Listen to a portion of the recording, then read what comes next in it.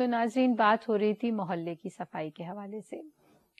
ناظرین آپ نے دیکھا ہوگا کہ جب ہمیں اچھے منظر یا اچھے مناظر جب ہمیں دیکھنے کو ملتے ہیں تو دل کتنا ہی خوش ہو جاتا ہے. جب بہار کا موسم آتا ہے, جب ہم پھولوں کی بہار دیکھتے ہیں تو دل کتنا خوش ہو جاتا ہے. آپ نے دیکھا ہے تحفے تحائف کے لیے, تحفے تحائف جب ہم ایک دوسرے سے ایکسچینج کرتے ہیں تو کتنا دل کو بھلا محسوس ہوتا ہے. اسی طرح آپ نے دیکھا ہے جب آپ راہ چلتے ہوئے آپ کو جب کوئی سلام کرتا ہے تو سلام سن کے آپ کے کانوں کے اندر کتنی ایک خوشگوار فیلنگ آتی ہے کسی سے سلام سن کے. اسی طرح اگر آپ کی طرف کوئی مسکرا کر دیکھے تو کتنی اچھی فیلنگ آتی ہے. اللہ تعالیٰ نے ہمارے لیے آس پاس ہر چھوٹی چھوٹی چیز میں خوشیوں کے ذریعے رکھ دیے ہیں. یہ اور بات ہے کہ ہم ان خوشی کے ذریعوں کو محسوس نہ کریں یا ان کو اپنانا نہ چاہیں اور ہم ان کو نظر انداز کر دیں. آپ دیکھیں ہم ہی بعض اوقات باغوں میں جا کر پھولوں کو ہی توڑ کر آ جاتے ہیں. ہم ہی بعض اوقات ایک دوسرے سے گزرتے ہوئے جانتے بوجھتے ہوئے بھی سلام نہیں کرتے ایک دوسرے کو. اسی طرح تحفوں کا لینا دینا, اس میں بھی ہم حساب کتاب شروع کر دیتے ہیں, کس نے کتنا دیا, اس نے نہیں دیا تو ہم کیوں دیں. آپ دیکھیں یہ سب چیزیں جو ہیں یہ کس چیز کی علامت ہے نا. انسان جب اپنی قدرتی چیزوں پر جب غور و فکر نہیں کرتا تو اس کے اندر ایک بے حسی سی پیدا ہو جاتی ہے, ایک سستی اور ایک کاہلی سی پیدا ہو جاتی ہے. یہ چیزیں شیطان کو بہت پسند ہیں اور وہ چاہتا ہے کہ انسان سست اور کاہل رہے. اس لیے نبی صلی اللہ علیہ وسلم سستی اور کاہلی سے پناہ مانگا کرتے تھے. کیونکہ آپ دیکھیں کہ بعض اوقات دن بھر باہر بیٹھے رہنا, دن بھر گھر میں بیٹھے رہنا لیکن کام نہیں کرنا, اس سے آپ دیکھیں کیا چیز ظاہر ہوتی ہے, اس سے سستی کاہلی ہی ظاہر ہوتی ہے نا. اسی لیے ہم چاہیں گے کہ جب کبھی وہ موقع آئے کہ جو کام کرنا ہے تو انسان اس کو کر ڈالے, سستی کو پیچھے کرے اور اپنے جو کام کی جو نیت ہے اس کو لے کر آگے بڑھے. اسی لیے ہم جیسے بات کر رہے ہیں محلے کی صفائی کے حوالے سے, آپ دیکھیں کہ محلے کے اندر بعض اوقات بہت ساری گلیاں ہوتی ہیں نا, تو میں ذمہ داری اپنے گھر والوں کے ساتھ, اپنے گھر کے سامنے گھر والوں کے ساتھ ہم ایک گلی کی ذمہ داری اٹھا لیں کہ یہ گلی کی ذمہ داری ہم پر ہے. اگر روز بھی ایک گھر والا اس گلی کی صفائی, خواہ اس میں گٹر کی صفائی ہو, روڈ کی صفائی ہو, کنارے کچرے کی صفائی ہو یا پانی کھڑا ہو گیا ہے, خواہ کچھ بھی ہو, اگر روزانہ صرف ایک گھر والا اس کی ذمہ داری لے لیں تو آپ دیکھیں اس گلی کو ایک ہفتے میں صرف آپ کے پاس ایک دفعہ باری آئے گی. دوسری گلی کے جو دوسرے رہنے والے گھر والے ہیں اگر وہ اس کی ذمہ داری لے لیں تو وہ گلی صاف ہو جائے گی. آپ دیکھیں کہ یہ تعاون جو ہے یہ پورے محلے کو صاف کر کے رکھ دے گا. اسی طرح آپ دیکھیں کہ جب ہم بچوں کو باہر لے کر نکلیں تو ہم بچوں کو خود سکھائیں.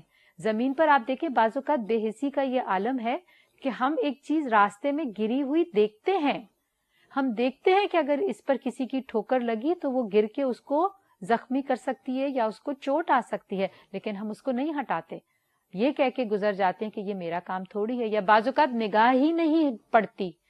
آپ دیکھیں کہ یہ مومن کی صفات نہیں ہے. مومن تو بڑا ایکٹیو اور بڑا الرٹ ہوتا ہے اور وہ احسان کا معاملہ اور احسان کا درجہ رکھتا ہے, یعنی کہ جو کام اس کے نہیں بھی ہیں وہ بھی کر ڈالتا ہے. احسان کا مطلب یہی ہوتا ہے نا کہ کسی کو اس کے حق سے زیادہ دیا جائے, کوئی ایک مانگے ہم اس کو دو دیں. تو اسی طرح جب وہ باہر نکلے تو وہ نگاہ رکھے کہ کون کون سی ایسی چیز ہے. اور آپ کو پتہ ہے کہ یہ بھی صدقے میں سے ہے کہ اگر تم راستے سے گزرو اور عذر والی چیز, کسی کو اگر کوئی تکلیف دینے والی چیز کو اگر تم راستے سے ہٹا دو تو یہ بھی تمہارے حق میں صدقہ لکھا جاتا ہے. اسی طرح بزرگ ہیں, بزرگ ہمارے محلے کے, یہ بھی ہمارے لیے بہت بڑی نعمت ہے. جب ہم باہر نکلیں تو ان کے لیے ہمارا ایسا انتظام ہونا چاہیے. بعض اوقات آپ دیکھیں کہ بزرگان کو ویل چیئرز کی ضرورت پڑتی ہے. اگر محلے والے مل کے کچھ ایسی والنٹری ویل چیئرز کا انتظام کر لیں کہ جب جس کو جانا ہے وہ اس کو لے لے اور پھر اس کو واپس لا کے وہیں رکھ دے, اس میں خیانت نہ کرے بلکہ واپس ایک جگہ پر لا کر رکھ دے.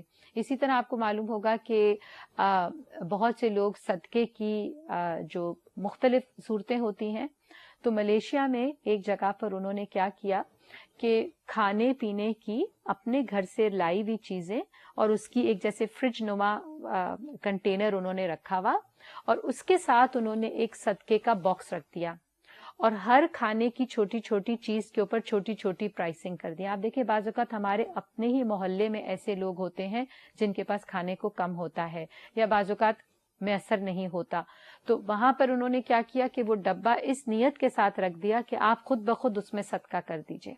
لیکن آپ یہ دیکھیے کہ یہ اسی وقت سب چیزیں ممکن ہے نا جب انسان کے اندر امانت کا بھی پاس ہو اور پھر اس کی حق ادائیگی کا بھی پاس ہو. تو محلے والے ایک دوسرے کے لیے مل کر بہت سی ایسی صورتیں کریٹ کر سکتے ہیں جس سے ایک ماحول خوشگوار اور بہترین بن جائے.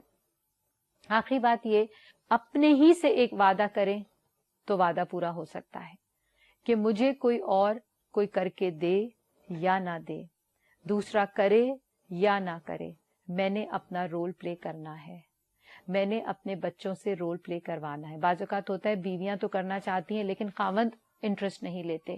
ان چیزوں کے اوپر گھر کے اندر بیٹھ کے گفتگو کرنی ضروری ہے.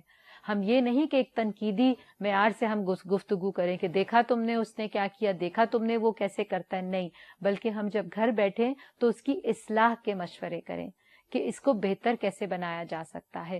خواہ مجھے باہر نکل کے کسی سے اگر اس کے اوپر بات بھی کرنی پڑے تو میں یہ قدم اٹھانے کو تیار ہوں.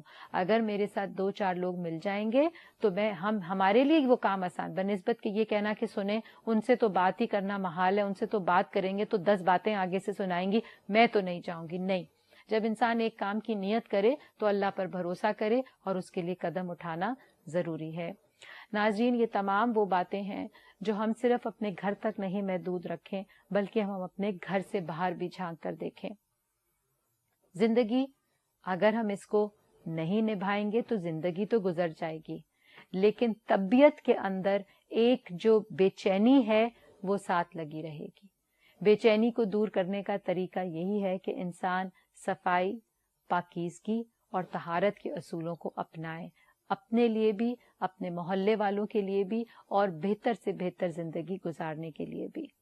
ناظرین, اس کے ساتھ ہمارے پروگرام کا وقت پورا ہوا چاہتا ہے. آپ سے اگلی دفعہ نئے موضوع کے ساتھ ملاقات ہوگی. اس وقت تک کے لیے اجازت دیجیے.